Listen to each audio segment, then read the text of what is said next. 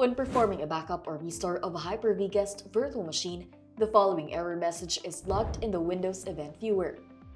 Although there are VSS-related errors, the Hyper-V guest backup or restore job was completed successfully without any warnings or errors.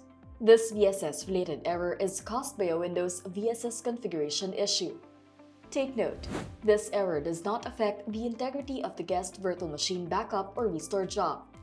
To resolve this problem, 1. Open DCOM configuration, expand Component Service, Computers, then right-click on My Computer and choose Properties. 2. Select the COM Security tab, then click Edit Default under Access Permissions. 3. Click Add, then enter Network Service in the Enter the Object Names to select text box and click OK. 4. Confirm that only local access is selected, then click OK.